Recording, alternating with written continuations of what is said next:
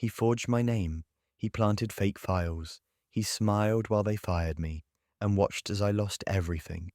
But while he was stealing millions, I was studying every way to expose him. 3 years later, I walked back into the same company, not as an employee, but as the government-certified auditor sent to bring it down. And when they cuffed him and took his badge, I didn't gloat. I handed over the report, because justice doesn't scream. It signs the final page. You never forget the day someone rewrites your story, in ink that isn't yours. For me, it was a Tuesday, grey skies, cold coffee, and a calendar alert that simply read HRURGENT, Conf Room C. My name is Logan Carter. I was 28 years old, financial analyst at Duramax Holdings, a global logistics company with gleaming offices, fake smiles, and a rot buried beneath polished floors. I wasn't flashy. I didn't play golf with executives or joke with directors at company lunches. I just did my job. Clean spreadsheets, sharp forecasting, flag numbers. And that last one? That's what got me burned. 3 weeks before that HR meeting, I found a vendor payment that didn't make sense. A small shipping subcontractor, Palladium Maritime, had received over $180,000 in 2 months. No contracts, no project logs, no service entries, nothing in the system. Just clean deposits. I flagged it and walked into my manager's office. Victor Hale. Victor was smooth, the kind of man who could lie to your face and make you thank him for it. Perfect suits, razor fade, and a grin that always asked for trust while hiding the knife. I handed him my notes. Victor, something's off. These payments don't line up with our active routes. Could be a duplication error or something else. He took the paper, skimmed it for half a second and smiled. Logan, you've got a sharp eye. I'll look into it. That was it. No questions, no follow-up. And that should have been the first red flag. Over the next 10 days, I noticed my access began to change. Files that used to be open were suddenly restricted. My project folder was moved into a subdirectory labeled miscellaneous. Then, meetings disappeared from my calendar. I wasn't being frozen out. I was being set up. Then came Tuesday. I entered conference room CHR director, compliance officer, and Victor. He didn't look at me, just tapped a file with the back of his pen. Logan, we've discovered something concerning. A stack of printouts slid toward me, dozens of spreadsheets with my login, authorizing payments, approving vendors, altering invoice codes, except I'd never seen any of it. You falsified financial data, the compliance officer said flatly. You bypassed approval chains and pushed through unauthorized funds to a shell company. I froze. That's not mine. I never did that. Victor tilted his head. Then how do you explain your login on all these records? They handed me my own digital signature. The timestamps were perfect, the files real. Only they weren't mine. I was escorted out that afternoon, box in hand, eyes on the floor. People didn't make eye contact, because when you're accused of corporate fraud, your name becomes a virus. Nobody wants to catch it. Outside, I stood in the rain as the revolving doors sealed shut behind me. No goodbye, no pension, no defense, just one final look at the man who framed me, still sipping his coffee behind bulletproof glass. I didn't scream, didn't cry, I just walked, and with every step I repeated one sentence. If you can fake the numbers, I'll become the one who audits them. They say when your name is destroyed, you either disappear or you rebuild it brick by brick, in silence. I chose the second path, but not out of nobility, out of necessity. The first 3 months after Duramax felt like free fall. Nobody would hire me, not in finance, not even as a temp. I sent 200 resumes, got 12 responses, 1 interview, 0 offers. Victor didn't just take my job, he poisoned my name. I moved out of my apartment, slept on a friend's couch, then in the back of my car, then, eventually, in a rented room with peeling paint and no heater. I took night shifts doing data entry for a cleaning products distributor. $10 an hour, no benefits, no questions. But between those shifts, I studied. I enrolled in an online master's program in forensic accounting. Took out a loan under a cosigner. Barely passed the first semester. my mind still haunted by what I'd lost. But I kept going. Every audit case study, every fraud pattern, every loophole, every method that people like Victor used to hide things in plain sight. I devoured it, and I learned something important. There's always a trail. You just have to know which dust to follow. After 2 years, I had the degree, the certification, the skills, but no redemption. Until I met Harriet Knox, a senior partner at a boutique audit firm called Vector Integrity Group. She hired me on a trial basis, only because I spotted an error in their sample test that none of their own analysts noticed. I worked quietly, diligently. She started giving me real clients. I never talked about Duramax, never mentioned Victor, but I studied cases like his every single day. By the end of year 3, I had passed the CFE, Certified Fraud Examiner, and was listed in the National Registry of Forensic Auditors. Government contracts, internal investigations, whistleblower cases. My inbox finally started to fill, not with rejection, but requests.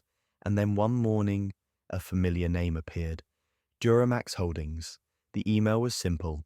Urgent audit inquiry, anonymous internal flag, possible vendor fraud. I stared at it for a long time. My hands didn't shake. My heart didn't race. I just leaned back, took a breath, and whispered to the screen. You remember me, Victor? I remember everything. It's strange walking back into the place that buried you, as the man sent to examine its bones, 3 years to the day. That's how long it had been since Victor Hale signed the fake termination papers and had me escorted out like a thief. Now I was back, black suit, auditor badge clipped to my coat, full federal authorization. The lobby still smelled like citrus polish and ambition. The receptionist looked up, ready to fake a smile, but it froze halfway. Name, Logan Carter. I'm here for the audit. Her fingers twitched on the keyboard. She didn't ask for ID. She just picked up the phone, and within minutes the elevators opened. A compliance officer named Jamie led me to the audit room. Temporary clearance had been granted. Private server access, internal file mirrors. I could see everything, from the inside out. Let us know if you need anything, Jamie said. I'll need 5 days, I replied. Alone. He looked confused, but nodded. They weren't allowed to ask questions, not when the SEC was watching. Victor didn't show up that first day, but I saw his name everywhere, not just in emails and invoices, but embedded into the very structure of the shell game. Palladium Maritime, the same vendor I'd flagged 3 years earlier, was still receiving payments, only now they were bigger, disguised better, backdated, routed through a chain of offshore accounts tied to 3 fake subcontractors. But the pattern was there, a digital fingerprint left by greed, and I knew how to lift it. By day 3, I'd mapped the flow, vendor A to shell B to shell C to Victor's private holding trust, registered in the Caymans. Over 12.4 million moved in slices, invisible to the untrained eye. But I wasn't untrained anymore. I was designed to see it now. On the 4th day, Victor walked past the glass audit room. We made eye contact. He froze mid-stride, just for a second, then smiled. Logan, he said, walking in like we were old friends. Well, you've made it back. Looks like it, I replied, closing a folder slowly. So, what are we looking at? He crossed his arms, confident, still thinking he owned the room. I stood up, met his eyes. We're looking at someone who used the same shell company 38 times and forgot that paper trails never sleep.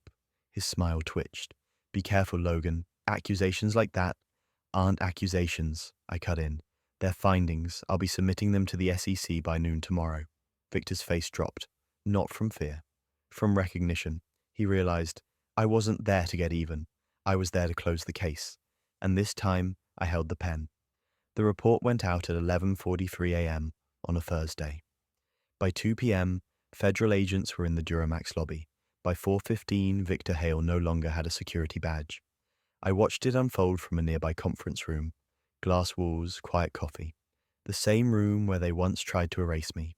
Now it was Victor being erased. The fraud report I submitted wasn't just numbers. It was evidence surgically compiled. 86 fake vendor payments, 3 offshore accounts, traced email trails, showing Victor personally approving every rerouted invoice, 7 forged compliance audits, and 1 damning phone recording I'd found buried in old backups. Victor laughing with a junior exec. Carter was smart, but too moral. He found palladium, I buried him and built 3 more. That clip played in the SEC's inbox, and then in front of a grand jury. Duramax tried to distance themselves. The CEO issued a statement within 24 hours. We are shocked. This does not reflect our values. But behind the curtain, internal chaos spread like fire. Stock dropped 14%. Board members started lawyering up. Clients suspended contracts. And Victor, he was escorted out, head down, wrists cuffed. He didn't look smug this time. He looked small, just a man who thought he owned the system. Until the system turned into me. That night, I got a call from Harriet, the senior partner who gave me my second chance. You want to stay on the case? She asked.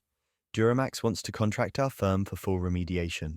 I said yes, not because I needed revenge, but because I needed to make sure no one else got buried the way I was.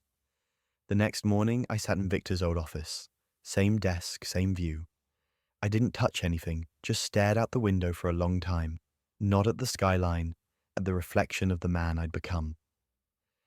3 weeks after the arrest, I stood at the front of Duramax's largest internal seminar, the same quarterly compliance session I used to sit through quietly in the back row.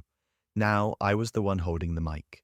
Behind me was a giant screen displaying 4 words. Trust isn't assumed, it's tracked.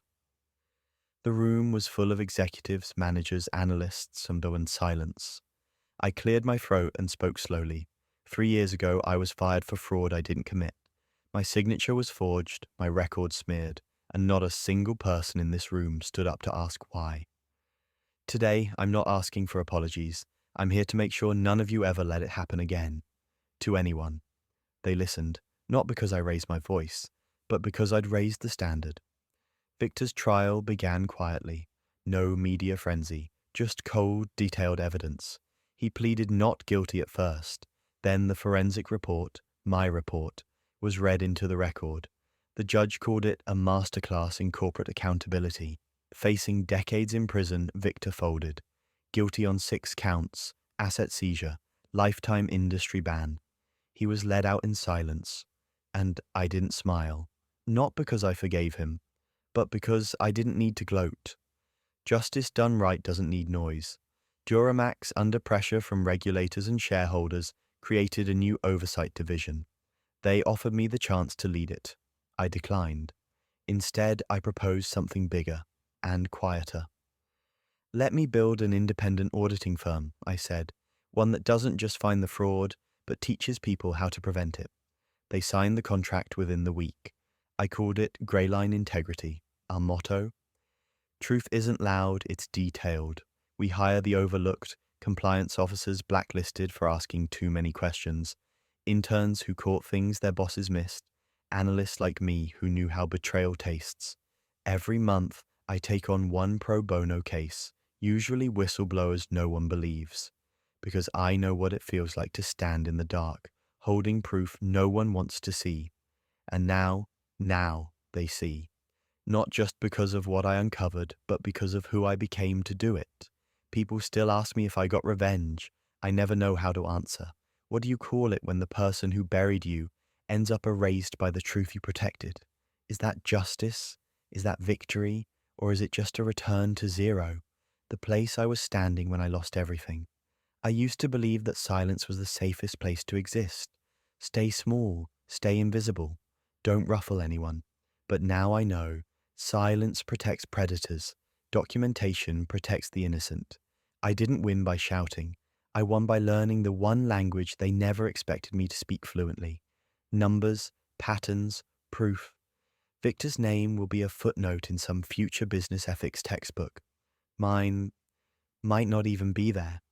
But that's okay, because the people I help now, they don't need to remember me. They just need someone who sees them. The way no one saw me. I mentor interns, I teach weekend seminars on forensic tracing.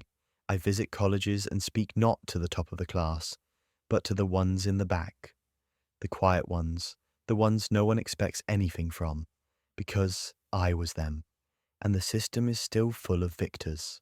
One night, after a long case that finally ended in a whistleblower winning her first settlement, I stood alone in my office. The lights were low, rain on the windows, silence all around. I poured a cup of tea, looked at the wall where I keep one framed sheet of paper, my termination letter from Duramax. I didn't hang it to remember pain. I hung it to remind myself that paper was never the end of my story. It was the prologue. So if you're reading this, and someone tried to frame you, erase you, convince the world you were the villain in a story they authored, let me tell you something. You can fight back, you can rebuild, and you can win, not just with fury, but with facts, because in the end, the truth doesn't need to scream. It just needs to be undeniable.